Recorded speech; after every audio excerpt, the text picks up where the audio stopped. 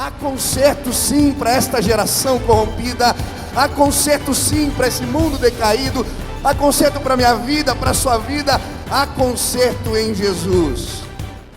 Essa noite queria conversar com vocês sobre algo um pouquinho diferente. Você sabe que eu sou pastor de universitário na maior parte do tempo, né? Não é que por isso não posso atender pessoas que são de outras faixas etárias, mas a gente acaba se envolvendo um pouquinho mais com o meio acadêmico, né? Hoje a gente estava lá no prédio da Federal de Sociais Aplicadas, junto com o pessoal na conferência e tudo mais. E como eu sou pastor de universitário, o tema dessa noite é matemática de Deus. Ô pastor, é sábado, pastor.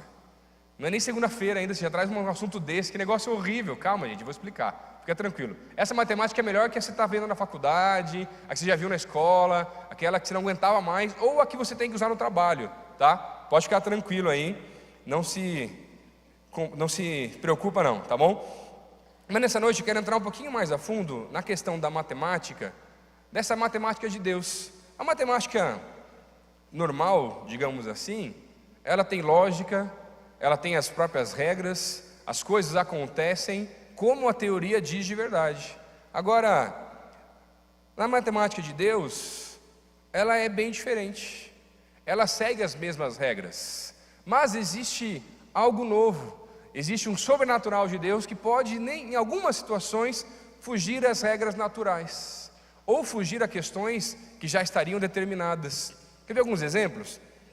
Na matemática de Deus, 300 homens, junto com o Senhor e o seu servo Gideão, conseguem vencer um exército de 135 mil homens. 300 contra 135 mil, gente. Na matemática de Deus, uma pessoa vale mais que o mundo inteiro. Gente, não faz sentido essas coisas. Na matemática de Deus, o primeiro deve ser o último. Na matemática de Deus, 5 pães e 2 peixes com um coração disposto pode alimentar mais de 5 mil homens, sem contar as mulheres e as crianças de uma multidão. Na matemática de Deus, quando uma pessoa entrega a sua vida pelo mundo inteiro, o mundo inteiro tem o seu novo acesso a Deus. Na matemática de Deus, onde uma pessoa, talvez você que está aqui, e você começa a caminhar com o Senhor, você pode transformar a vida de milhares de pessoas. Na matemática de Deus, 1 mais 1 de um casal não é igual a 2, é igual a 3. Na matemática de Deus, 1 mais 12 é igual a um plano perfeito. As coisas de Deus são muito diferentes da matemática natural. Quando o sobrenatural de Deus acontece, as coisas realmente não fazem sentido e são difíceis muitas vezes de serem explicadas. E nessa noite eu quero te ajudar a entender como nós podemos ser agentes dessa multiplicação, se apropriar dessa matemática de Deus, desse algo mais, um pouco além das regras ou daquilo que deveria ser de verdade, mas como com Deus as coisas podem acontecer, para que nós possamos ser multiplicadores dessa transformação, através da vida do apóstolo Paulo, que teve encontro com Jesus, e aquele encontro transformou a sua vida.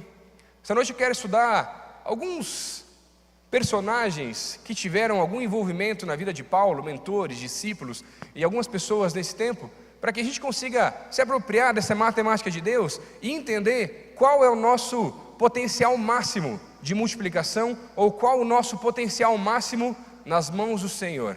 Não somente no ministério, querido. A gente vem para cá e pensa, nossa, então agora qual é o meu potencial máximo na obra de Deus, no reino? Vai fazer parte da mensagem. Mas à medida que a gente começa a caminhar com Jesus, Jesus começa a transformar todas as áreas da nossa vida, inclusive, e não apenas, o reino, ou o ministério, ou a nossa vida na igreja, a célula, o discipulado, a vida de oração, de devocional, mas Ele começa a transformar o teu trabalho, Ele começa a transformar os teus estudos, o teu caráter, as mais diversas áreas da sua vida. E é isso que eu quero estudar contigo nessa noite. Como que nós podemos olhar para a palavra de Deus e entender como nós também podemos alcançar esse potencial máximo na obra dele e nas mais diversas áreas da nossa vida nessa noite. Você já parou para pensar qual que é o teu potencial máximo no trabalho? De render, de gerar recursos, ou quem sabe de aguentar horas e horas e horas extras, talvez, mais do que as 8 horas normais. Quanto tempo você talvez já tenha trabalhado de virar uma noite, 2, 3 talvez, e dá-lhe café, e é Red Bull e outras coisas mais que você toma lá para tentar conseguir aguentar de verdade? Qual que é o teu potencial máximo? Quanto você consegue aguentar de trabalho de verdade? Seja de horas ininterruptas, sem sono ou sem comida, ou seja, em horários normais, mas de uma pressão maior no trabalho. Agora, já parou para pensar qual que é o teu potencial máximo? Não só no trabalho, na tua vida pessoal, no cuidado do dia a dia, na rotina, mas qual que é o teu potencial máximo no reino de Deus? E será que hoje, você que está aqui com a gente, pode afirmar que você tem vivido o seu potencial máximo, todas as suas capacidades, tanto na área pessoal, como também na área espiritual? Será que algumas coisas não precisam ser ajustadas nessa noite, aqui nesse lugar, para que você também consiga alcançar o seu potencial máximo de multiplicação no reino de Deus? Será que tudo que você tem feito hoje para o reino, para a sua vida pessoal, está sendo feito da melhor maneira possível? Gente, não me entendam mal, com isso não quero trazer uma mensagem de um ativismo religioso, que você não pode mais sair da igreja, tem que estar aqui o tempo inteiro e fazendo tudo. Não, não é isso, gente. Você tem que ter um equilíbrio em todas as áreas da vida, inclusive a espiritual. Agora, a matemática de Deus, ela é diferente da dos homens. Hoje eu quero estudar com vocês algumas lições na vida de Paulo e dos seus mentores e seus discípulos, para que possamos entender como nós podemos também alcançar esse potencial máximo de multiplicação de Deus para as nossas vidas. Se você está com a tua Bíblia aí, abre em Atos 9. Quero entender a primeira lição que a gente precisa para incorporar ou finalmente alcançar esse potencial máximo de Deus nas nossas vidas. Atos 9, do versículo 10 até o versículo 18. A primeira lição que a gente vai estudar aqui nessa noite é a primeira lição que Paulo começa a aprender, que não será pelas suas forças, mas pelas forças do Senhor, não só no reino, mas também na vida pessoal, mas também nos problemas em casa, mas também no trabalho. Diz assim a palavra de Deus, a partir do versículo 10, capítulo 9 de Atos: Ora, havia em Damasco um discípulo chamado Ananias. Disse-lhe o Senhor numa visão: Ananias, ao que respondeu: Eis-me aqui, Senhor. Então o Senhor lhe ordenou: Dispõe-te e vai para a rua que chama direita, e na casa de Judas procura por Saulo, apelidado de Tarso, pois ele está orando. E viu entrar um homem chamado Ananias, e impôs-lhe as mãos para que recuperasse a vista. Ananias, porém, respondeu: Senhor, de muitos tenho ouvido a respeito desse homem, quantos males tem feito aos seus santos em Jerusalém. E para aqui trouxe a autorização dos principais sacerdotes para prender a todos que invocam o seu nome. Mas o Senhor lhe disse: Vai, porque este é para mim um instrumento escolhido para levar o seu nome perante os gentios e reis, bem como perante os filhos de Israel, pois eu lhe mostrarei o quanto lhe importa sofrer pelo meu nome. Então Ananias foi, e entrando na casa, impôs ele as mãos, dizendo: Saulo, irmão do Senhor, o Senhor me enviou, a saber, o próprio Jesus, que te apareceu no caminho por onde vinhas, para que recuperasse a vista e fiques cheios do Espírito Santo. Imediatamente lhe caíram os olhos como que umas escamas, e tornou a ver. A seguir levantou-se e foi batizado. Logo após Paulo ter tido o seu encontro com Jesus, naquela rota, naquele caminho para Damasco, enquanto ele ainda era um perseguidor dos cristãos, e aí ele passa de perseguidor para agora um pregador do Evangelho. Mas a questão que acontece nesse texto é que Paulo, logo após aquela visão, algo sobrenatural que Deus havia feito na vida daquele homem, ele fica cego por 3 dias. Mas ele não sabia como ia ser, o tempo que ia levar, e ele vai para a cidade de Damasco, e lá Deus levanta o seu servo Ananias, um profeta, um discípulo do Senhor, para que se encontrasse com Paulo. Mas Ananias estava com medo, porque não só Ananias, mas todo mundo conhecia qual era o histórico, quem era Saulo, na verdade, que era o nome conhecido. Ele começa a usar o nome de Paulo depois desse momento, e ele tinha muito receio do que podia acontecer. E conversando com o Senhor, Deus fala para ele simplesmente: vai, eu estou pedindo, vá lá e ora por esse homem. Mas e Senhor, como é que vai ser, o que vai acontecer? Mas eu fico imaginando, além desse lado de Ananias, com receio de ir realmente lá orar por Paulo, e na oração dele, juntamente com Paulo, impondo as mãos, como escamas os olhos deles caíram. Gente, mas isso leva 3 dias. Eu fico imaginando Paulo, que era um cara não muito fácil de ser lidado, e meio agitado até algumas vezes, esperar 3 dias, sem saber a hora que alguém vinha. Complicado. Você ficar lá, 1 dia, 2, 3, e passa a hora, e passa o café, e passa o almoço, e passa a janta, e aquela promessa de Deus não chega, e as coisas não acontecem. Fico imaginando Paulo, ele tinha um perfil muito de querer resolver as coisas do jeito dele. Se ele pudesse, ele tinha dado algum jeito dele, gente. Se ele pudesse fazer qualquer coisa que fosse para resolver aquela situação, e tirar as escamas dos olhos, e voltar a enxergar, ele tinha feito. Mas existem situações na nossa vida, em que aquilo que a gente pode fazer, estraga. Não sei se você está passando por algo assim. Às vezes um relacionamento, às vezes uma entrevista, um trabalho que você está buscando, e você já fez tudo o que tinha que fazer. E se você está naquela entrevista e está esperando uma resposta, se você ligar todo dia para aquele lugar, vai estragar, irmão. Não vai resolver. Pode piorar. É a mesma coisa. Você já teve que esperar por alguma coisa? Uma resposta de Deus, de outra pessoa? Já teve? Fácil, né? Não, né, pastor? Lógico que não, né, gente? Super complicado algumas vezes, dependendo da área, ou dependendo da situação ainda, então, mais difícil. Mas a lição que Paulo precisava aprender, gente, nesse trecho, nesse texto, é que tudo aquilo que ele ia viver, a partir daquele momento, e não só a espera, não seria mais pelas forças dele. Porque Paulo era um cidadão romano, Paulo tinha conhecimento, gente. Mas ele precisava aprender, em 3 dias aguardando algo de Deus acontecer, sem ele saber como seria, ou qual seria o horário que as coisas iam chegar, ele precisava aprender que não seria mais pelas forças dele, não seria mais pelo conhecimento dele, mas tudo que Deus tinha planejado para a vida dele, seria agora pelas forças do Senhor.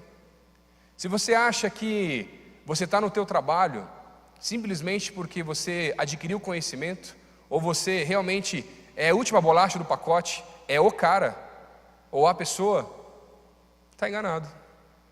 Deus é aquele que abre e fecha as portas no tempo certo. Deus é aquele que abre as oportunidades. Deus é aquele que, talvez nos teus negócios, seja a hora de você começar a invocar ainda mais o nome do Senhor. Sabe aquele cliente que você quer fechar um pedido com ele há muito tempo e nunca fecha? Ora, Deus, faz um milagre, porque já fui visitar esse cara sei lá quantas vezes. Aquela entrevista que você aguarda uma resposta, um relacionamento, seja qual for a área da vida. O que a gente precisa começar a aprender, gente, para atingir o nosso potencial máximo, não só no reino, mas também na vida, é entender que não é pela nossa capacidade, por mais que isso ajude bastante, não é somente pelos meus conhecimentos ou pela minha força física, que no meu caso nem é tão grande assim, que a gente vai conseguir realizar alguma coisa nessa vida, mas pelas forças do Senhor.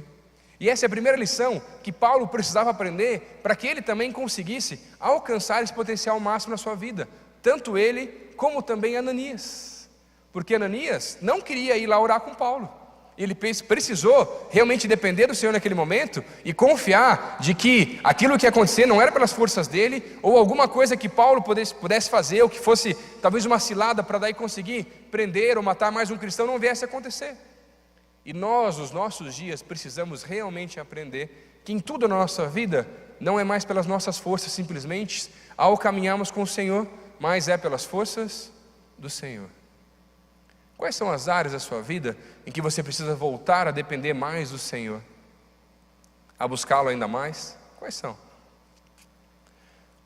Há um tempo atrás, um bom tempo atrás, quando eu nem era casado ainda, eu e meu irmão, o mais novo, o Lincoln, e aí ele tinha voltado de um intercâmbio e estava passando por um tempo difícil de vida, meio perdido, sem saber se queria continuar na igreja ou não e tal. E gente, morava eu e ele. Eu sou um pouco mais velho que ele, o Léo é o mais velho, eu sou do meio, mas naquele caso estavam nós dois, então eu era o mais velho, né? Não necessariamente o mais responsável, mas era o mais velho. E a gente se dá super bem, a gente conversa sobre tudo, nunca teve problema nem nada.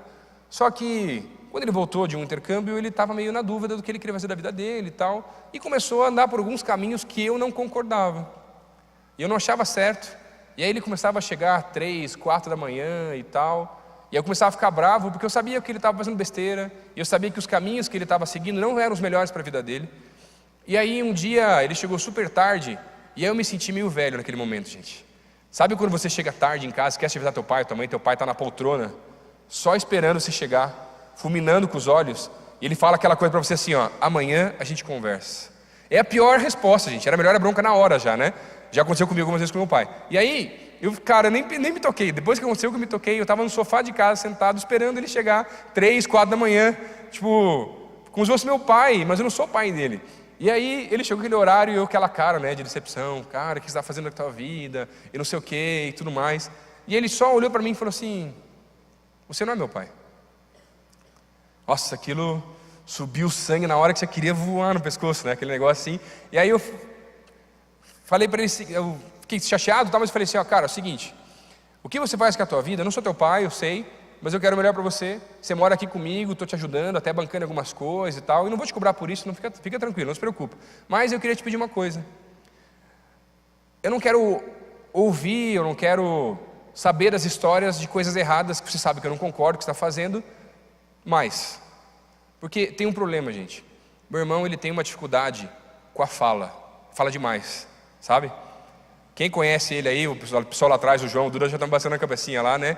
Eu acho que juntar o meu irmão com o Bertinho e a Milena, a irmã do Romeu ali, meu Deus, gente, olha, vai dizer uma disputa ver quem fala mais, assim. E se você não fala com ele, ele fica chateado, gente. Ele começa a te cutucar, pra você conversar com ele, ele não consegue ficar quieto sem ninguém. Esse dia ele estava voltando para casa, ele e a esposa, e ela fez um teste com ele para ver. Ela só pensou assim, eu não vou falar nada o caminho inteiro. Ele veio conversando o caminho inteiro, sozinho, falando. E no final ficou bravo, falou assim, ué, mas você não falou nada? Falei, fui fazer um teste, você ficou falando o tempo inteiro, não parou. Então você imagina como é que é a pessoa. Então só isso, eu sei que isso já ia ser difícil para ele. E eu falei assim, cara, eu converso com você sobre qualquer coisa. Agora, eu não quero ouvir essas histórias. Eu não vou te cobrar, o horário que chegar, o problema é teu, não tem problema. Mais ou menos, porque tinha problema porque eu estava chateado com aquilo, não queria que aquilo acontecesse. Só que o que eu fiz? Gente, às vezes a gente quer resolver com as nossas forças. E não tinha o que eu falasse, não adiantava fechar a porta, trancar, sei lá, parar de ajudar financeiramente, não tinha o que fazer, gente. E só ia piorar a situação. Sabe o que eu fiz? Dobrei meus joelhos e comecei a orar. E busquei a Deus durante 3 meses. Em 3 meses eu orava, Deus, faz alguma coisa diferente. Não adianta eu falar, não tem o que eu fale para ele poder voltar para a igreja, não tem o que eu fale para ele voltar para os teus caminhos. Eu posso tentar fazer um monte de coisa, mas eu já tentei falar algumas coisas, não deu certo, não adianta dar bronca, não adianta fazer mais nada. Aí deu 3 meses, gente. 3 meses depois, e eu continuava orando sobre aquela situação. Ele estava numa festa, não sei onde que era, e aí, no meio daquela festa, Deus deu uma juntada nele. No meio da festa, gente. Ele saiu da festa, foi para casa, e daquele dia em diante, acertou a vida com Deus, e nunca mais fez nada daquelas coisas. É a minha oração? Não. Mas, pelas forças do Senhor, que as coisas acontecem. E eu sei que talvez você tenha orado por situações muito parecidas, na tua família, na tua casa, com pessoas que você gosta tanto. Continua orando, não desiste, espera um pouco mais, continua intercedendo, e você vai ver que não é mais pelas tuas forças, mas pelas forças do Senhor, que coisas grandes vão acontecer, e você vai perceber que você consegue sim, desta forma, alcançar um potencial muito maior na sua vida, espiritualmente, profissionalmente e na sua vida pessoal. Segunda lição, que a gente pode observar através das pessoas com quem Paulo teve um contato. Você está com a tua Bíblia aí? Abre ela em Atos 15, vai um pouquinho mais para frente só mais alguns versículos. Atos 15, no versículo 36. Agora, segunda lição que a gente pode aprender nesse texto: não desista das pessoas. Atos 15, versículo 36 até o 41, diz assim a palavra de Deus. Alguns dias depois, disse Paulo a Barnabé: voltemos agora para visitar os irmãos por todas as cidades nas quais anunciamos a palavra do Senhor, para ver como passam. E Barnabé queria também levar a João, chamado Marcos, mas Paulo não achava justo levarem aquele que se afastara desde a Panfilha, não os acompanhando no trabalho. Houve entre eles tal desavença que vieram a separar-se. Então Barnabé, levando consigo a Marcos, navegou para Chipre. Mas Paulo, tendo escolhido a Silas, partiu, encomendado pelos irmãos a graça do Senhor, e passou pela Síria, Cilícia, confirmando as igrejas. Paulo e Barnabé nesse texto se desentendem. Barnabé é o cara que olha para a vida de Paulo, logo após ele ter aceitado Jesus e ter todo aquele histórico complicado por trás, e fala assim: eu vou investir na vida desse homem, eu vou ajudá-lo nos primeiros passos, nas caminhadas. Barnabé, na figura de Paulo, era o mentor daquele homem, que ajudou no começo da caminhada. E aqui, eles têm uma desavença, eles não concordam sobre Marcos. Barnabé era primo de Marcos. Barnabé olhava, conhecia aquele homem. Barnabé sabia que mesmo Marcos, naquela situação, no início da segunda viagem missionária de Paulo, juntamente com Barnabé, Barnabé sabia que mesmo Paulo Marcos tendo desertado, Marcos tendo voltado para casa, não sei se por receio, por medo, ou qual foi a situação, a palavra de Deus não é clara, ou não traz esse assunto, mas a gente pode observar que Barnabé, mesmo tendo investido na vida de Paulo, agora queria investir na vida de Marcos, mas Paulo não queria. Recebeu todo o investimento, alguém que olhou para a vida dele e cuidou dos primeiros passos, mas agora Paulo não queria fazer isso com outra pessoa. Por quê? Paulo era rígido demais em algumas coisas, e ele não concordava que alguém que houvesse desistido de alguma missão, de algum trabalho, de algum serviço ministerial, pudesse continuar servindo ao Senhor juntamente com ele no reino de Deus. E olha, Barnabé era um dos caras, que estava com Jesus. A palavra de Deus vai trazer para a gente que Barnabé era um dos 70 que Jesus enviou. E viu, mesmo Pedro, tendo alguns erros complicados na vida dele, ao caminhar com o Senhor. Quer ver, por exemplo, qual é a primeira coisa que você lembra quando você pensa em Pedro? Primeira, direto. Foi essa, né? Negar Jesus 3 vezes, né? Olha como vocês são, gente. Julgando as pessoas, não, brincadeira. Mas é verdade, é porque os nossos erros normalmente ficam muito mais marcados que os nossos acertos. Mas, olha só, Jesus investe na vida de Pedro. E olha que o investimento foi pesado. Pedro mandava mal diversas vezes, gente. Ele cortou a orelha lá do cara, ele começou a andar sobre as águas, começou a afundar porque faltou fé, negou 3 vezes, tantas outras coisas que Pedro mandou mal, e Jesus continuava investindo, porque Jesus olhava com os olhos da fé e enxergava o potencial que um dia aquele homem podia ter, assim como Jesus olhava para a vida de Marcos, de Barnabé, de Paulo, para mim e para a sua vida, e enxerga o potencial daquilo que um dia nós também podemos alcançar no Senhor. E olha que quando a gente olha para a vida de Pedro, e ele, com esse histórico complicado de ter negado Jesus 3 vezes, quando ele tem uma nova oportunidade e se encontra juntamente no Sinédrio, em Atos 3 ou em Atos 4, ele naquela situação não nega Jesus, e além disso, ele é o discípulo que se coloca à frente, começa a pregar, e na pregação dele, 3.000 pessoas se convertem numa mensagem só, gente. E ele começa a mudar o passado dele, e começa a viver o potencial de Deus verdadeiro para a vida dele. Quantas vezes você mesmo já falhou? Quantas vezes você já errou? E ainda assim, Jesus não desistiu de você. Lógico que os nossos erros e dificuldades trazem algumas limitações, mas ainda assim, podemos ser úteis no reino de Deus. Se você se arrepender, buscar melhorar, caminhar pela difícil estrada da reconstrução, é possível. Você viu, Marcos foi rejeitado por Paulo, mas ainda assim, Marcos não era inútil. Ele podia ter desertado, desistido daquela viagem, seja quais eram as razões daquele homem, mas ele não era inútil. O teu potencial vai ser muito maior quando você honrar as pessoas que um dia investiram na sua vida. O seu potencial, você vai conseguir alcançá-lo de verdade quando você trazer à memória cada uma das pessoas que um dia investiu tempo na sua vida, seja no início da caminhada de fé, seja também nos dias atuais. Às vezes é um pastor, um líder de célula, talvez seus pais, a sua família, não sei, um discipulador. O seu potencial, querido, ele é muito maior do que você pode imaginar. E ao tempo que você começa a se preocupar, eu queria te dizer, não desista das pessoas. Nesse caso, olhe para Barnabé. E essa é a lição que Paulo precisava aprender. Porque lá na frente, Paulo vai morder a língua e vai dizer: manda Marcos junto, porque Marcos agora é útil para o ministério. O que esse texto quer mostrar para a gente: não desista das pessoas, nem daqueles que estão acima de você, ou um dia já investiram na sua vida, e talvez, porque todos são humanos, eles podem te frustrar.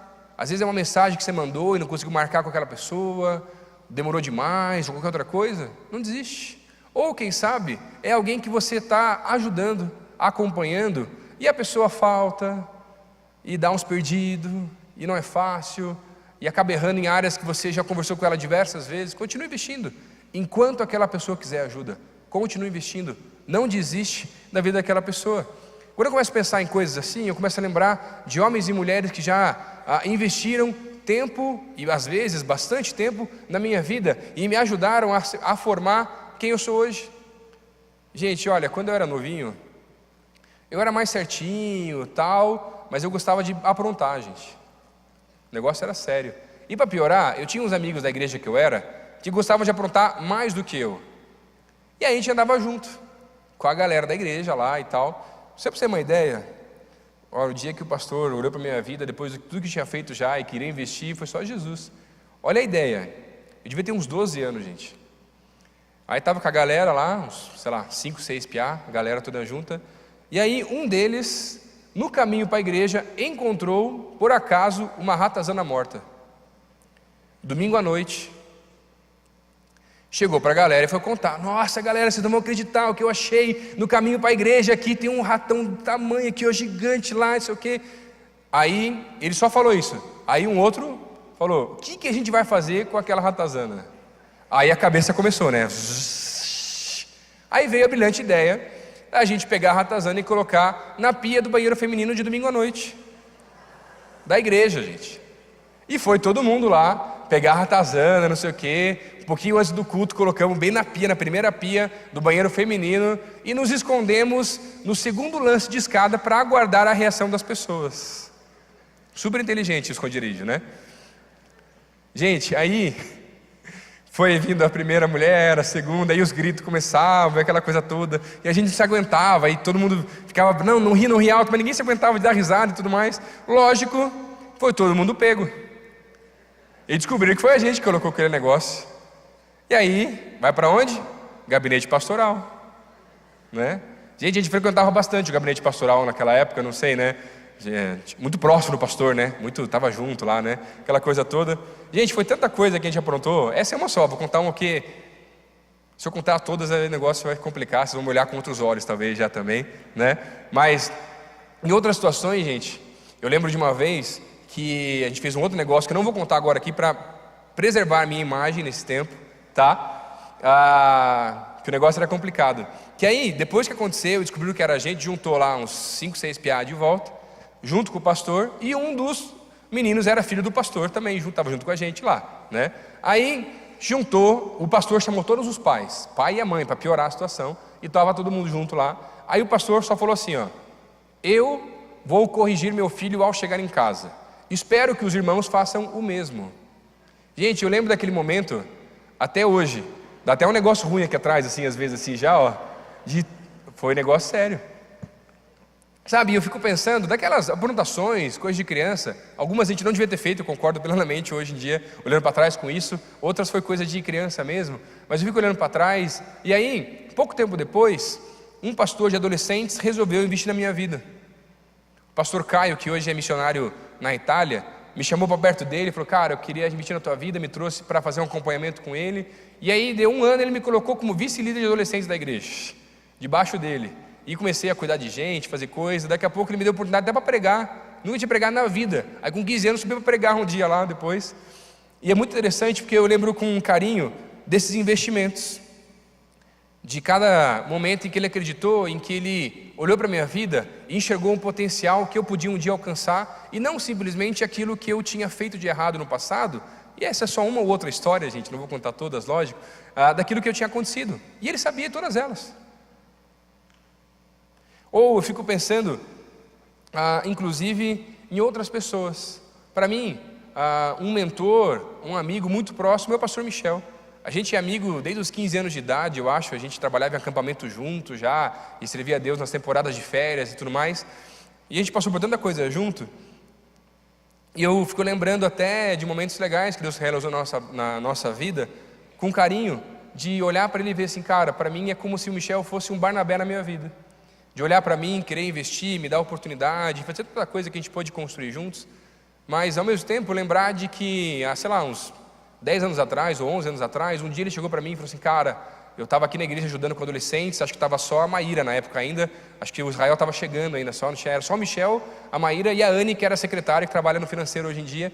E aí a gente conversando, eu estava ajudando com adolescentes aqui, ele me fez uma proposta indecente. E você já teve que falar não pro Michel? É difícil, né, gente? O negócio, ele é bem convincente no que ele fala, né? Então é complicado. E aí eu fui orar, ele fez uma proposta de vir trabalhar com ele aqui, mas eu trabalhava na empresa do meu pai, eu estava estudando fora, fazia outra faculdade, e a proposta que ele fez, o valor não tinha como, gente. Aí eu fui orar e Deus falou assim, não, continua na empresa, e se for voluntário você pode continuar e tudo mais. E aí eu falei não, para uma proposta de ministerial, e eu pensava e sonhava em ir para o ministério, mas ainda não estava nem no seminário. 5 anos depois, que eu já estava no seminário, ele vem de volta com outra proposta, um pouquinho melhor, mas ainda indecente. E aí eu fui orar e Deus falou, confirmou que era para vir para cá, e as coisas foram acontecendo. Então para mim eu lembro com muito carinho de tantas coisas que a gente viveu, como um mentor na minha vida, ou tantos outros, o próprio pastor Pascoal, tem o pastor Helder, que é um reitor do seminário da Palavra da Vida em Atibaia, que é um mentor da minha vida. Mas eu começo a parar para pensar e lembrar também de outras pessoas que eu vejo não só como Barnabé na minha vida, pessoas que eu posso recorrer como mentores, mas também de pessoas que são marcos da minha vida, pessoas que eu posso olhar, conheço algumas vezes até as dificuldades, erros do passado, mas hoje posso fazer o papel contrário, de investir na vida. Como talvez você também consiga lembrar nesse tempo de quem são pessoas que você reconhece como mentores na tua vida e quais são as pessoas que você vê como marcos, que mesmo com os erros, com as dificuldades, você está agora pagando preço e investindo na vida daquela pessoa. Começa a lembrar dos discipulados que eu dei, de alguns que estão sentados aqui, de conversas que a gente teve, e de poder conhecer um pouco mais da vida de alguns de vocês, e poder ajudar, e além disso, ter um privilégio e algo tremendo do potencial de Deus, é começar a enxergar aquilo que eu percebia ao conversar, no potencial que alguns de vocês tinham, e começar a perceber aquilo que vocês têm se tornado de verdade, alcançando o potencial de Deus máximo, nesse tempo, na sua vida. Não desista das pessoas, de líderes talvez que não tenham te atendido da maneira como você esperava. Tenta mais uma vez, manda mais uma mensagem. Gente, a vida pastoral é uma bênção, mas ela também é muito complicada e muito corrida. Eu sei que talvez eu mesmo já tenha frustrado alguns irmãos aqui, ou os nossos pastores, todos aqui da igreja, talvez tenham frustrado você em alguma situação. Não desiste, tenta mais uma vez, chama para conversar, encontre em algum lugar. Mas o contrário também, não desista das pessoas que estão debaixo de você, daquele discipulado difícil, quem sabe da tua célula, que está sendo complicado, e você está orando, e não está acontecendo, e está só você e mais um, e não está fácil, e ninguém está participando. Não desiste, comece a convidar mais gente, comece a orar mais por esse assunto, e você vai ver coisas novas acontecendo. E aí, o tempo vai passar, e você vai poder olhar para trás e ver quem essas pessoas se tornaram de verdade. Porque se eu não tivesse mentores do meu passado, pessoas que um dia olharam para mim com os olhos da fé, com certeza eu não estaria aqui hoje. Não sei onde estaria, não necessariamente seria uma pessoa ruim, mas não estaria fazendo aquilo que faço hoje em dia, entendendo que estou buscando alcançar o máximo potencial de Deus para a minha vida nas mais diversas áreas. Não desista das pessoas. Terceira lição que a gente pode perceber nesse texto para alcançar esse potencial máximo de multiplicação na nossa vida, abre a tua Bíblia aí em Filemon, bem no finalzinho. Esse é mais difícil, eu sei, tá, gente? Vou dar até mais um tempinho para você aí.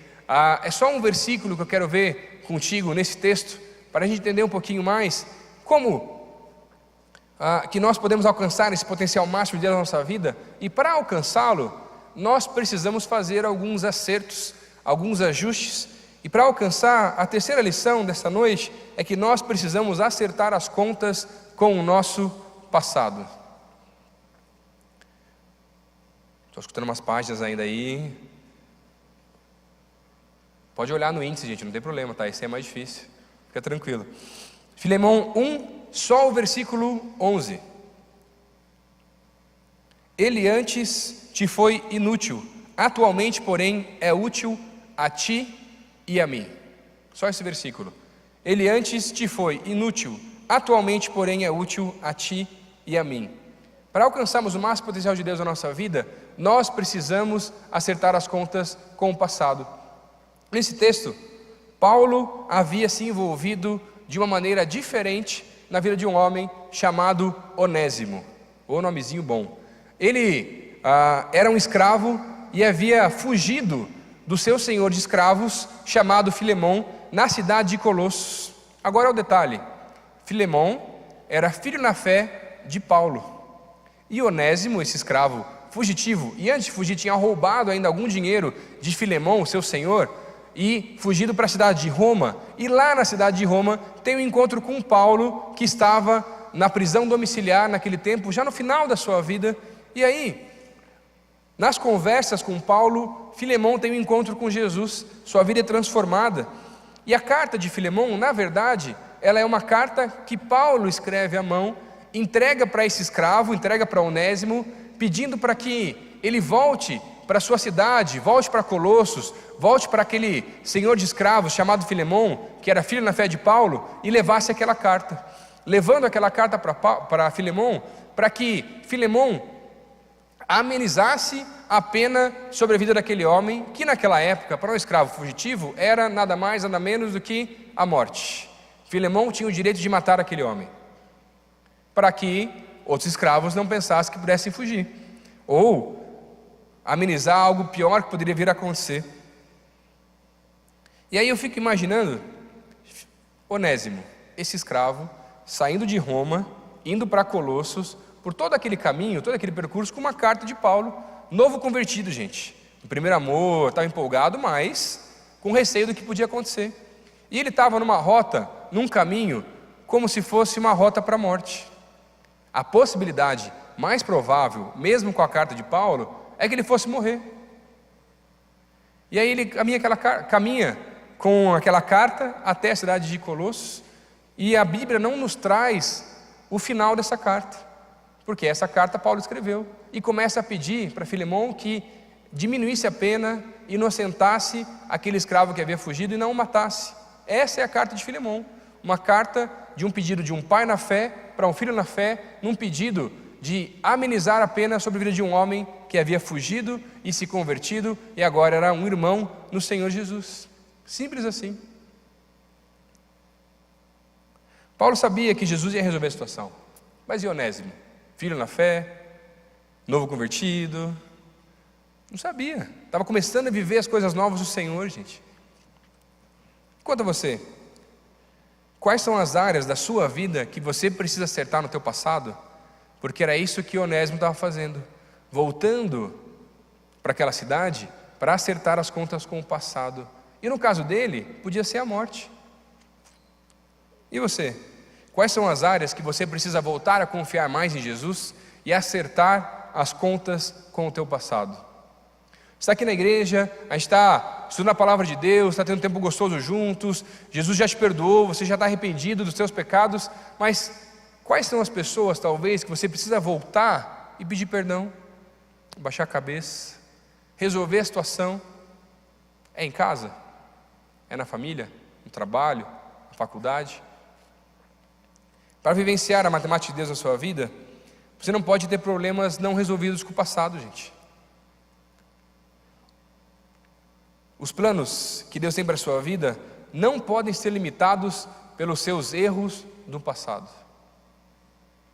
Os erros vão acontecer, eles já aconteceram, mas isso não pode limitar ou definir quem você é. E se você tem coisas não resolvidas, está na hora de voltar para essas áreas ou situações e resolver. O pastor Pascoal conta uma história de um atendimento que ele fez um tempo atrás, onde uma moça chegou para conversar com ele, marcou um horário, e falou assim: pastor, eu tenho um problema muito sério, Eu vou nas lojas, vou em alguns lugares e eu não aguento, meu irmão chega a dar uma tremidinha lá e eu tenho que roubar alguma coisa, coloco no bolso, coisa cara, coisa barata. Ela era cleptomaníaca e todo lugar que ela ia, ela afanava alguma coisa. Os anos foram se passando, a quantidade de itens roubados foi aumentando cada vez mais. O receio de ser pego alguma vez e tudo mais, mas ela não conseguia resolver aquela situação sozinha. Ela marcou um horário com o pastor, veio conversar e contou: pastor, tem esse problema. Aí o pastor Pascoal olhou para ela e falou assim: você quer ser curado desse negócio? Eu quero, pastor, é o que eu mais quero, não aguento mais, meu medo de alguém me pegar um dia, ou quem sabe até ser presa por causa disso, meu Deus. Aí ele falou assim: o que você tem de bem teu, próprio? Pastor, eu moro com a minha mãe, eu tenho um carro. Aí ele falou assim: faz o seguinte, pega um papel aqui, pegou um papel, vamos começar a escrever tudo o que você lembra que você já roubou algum dia. Assim, não, pastor, é muita coisa e tal. Daí começou a colocar um monte de coisa e fez um valor meio estipulado, quanto seria. Falou assim: o que disso que você colocou aqui você tem em casa ainda que você pode devolver?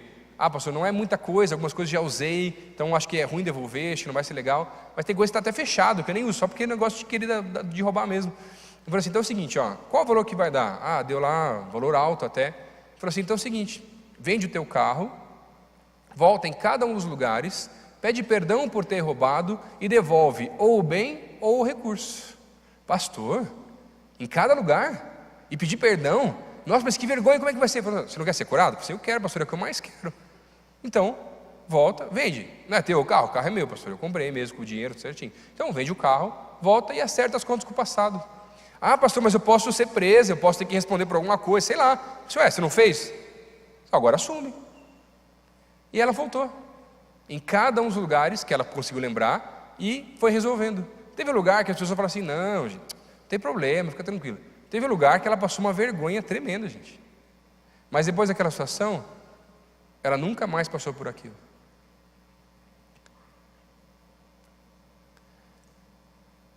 Mas se não der certo e se tudo piorar, calma, só confia. Deus está no controle. Estava conversando com um pastor amigo meu do Egito, de umas viagens que a gente fez junto um tempo atrás, e ele começou a contar para mim como que é na igreja dele. A igreja dele é uma igreja que é oficial, ela pode funcionar mesmo na cidade do Cairo, e tem 8.000 pessoas na igreja, enorme, muito legal a igreja dos caras lá. E aí ele fala assim, aí o cara se converte, começa a fazer um discipulado, lá o cara passa por um discipulado de 1 ano, gente, 1 ano caminhando com um cara mais velho na fé, e aí tem entrevista com o pastor para o batismo. E aí chega na entrevista e o pastor pergunta assim: você está pronto para morrer por Jesus? Aí, essa é a pergunta normal que eles fazem, fora as outras perguntas que eles fazem de entrevista lá para o batismo. E aí a primeira pergunta, aí chegou um jovem lá e falou assim: pastor, não sei, né, pastor, morrer, negócio aí é complicado, né? Não sei. O pastor falou assim: então espera mais uns 2, 3 meses e a gente volta a conversar. Deu 2, 3 meses, ele voltou para conversar lá com o pastor, e falou: não, pastor, agora eu estou pronto, se preciso for, eu estou pronto para morrer por Jesus.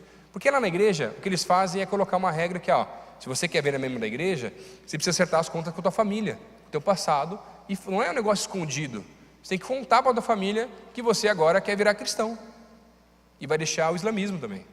E aí o cara foi para conversar com o pai dele, morrendo de medo do que podia acontecer, porque para falar isso a família podia até matar o cara também, quase a situação de Onésimo lá do escravo. E aí, sentou na mesa num dia de almoço, foi conversar com o pai dele e falou assim: pai, faz 1 ano que eu estou indo na igreja dos cristãos e agora eu quero deixar realmente o islamismo e ficar lá direto, é lá o meu lugar, lá eu pude entender coisas novas que eu não conhecia. E começou a contar para o pai dele. O pai dele, aquela cara séria assim, olhava para ele assim, e o cara não sabia nem o que ele estava pensando, né? Aí o pai dele falou assim: pode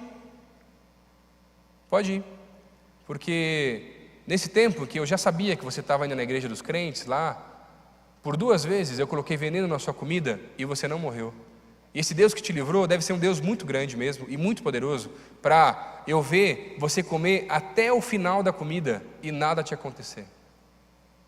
Outro caso, uma jovem foi fazer entrevista com o pastor, e aí conversando com o pastor, a primeira pergunta: você está pronta para morrer por Jesus? Ela na mesma hora respondeu: eu estou, pastor. Ela foi para casa, mesma situação, foi conversar com a sua mãe, e a sua mãe a jogou do 9º andar daquele prédio, e ela veio a falecer. Quando a gente para pensar em histórias de pessoas que não têm medo ou receio de acertar as contas com o passado ou caminhar com Jesus, independente do que pode vir a acontecer. Isso é algo muito diferente da nossa realidade, gente, eu sei disso. Mas é algo que acontece nos nossos dias.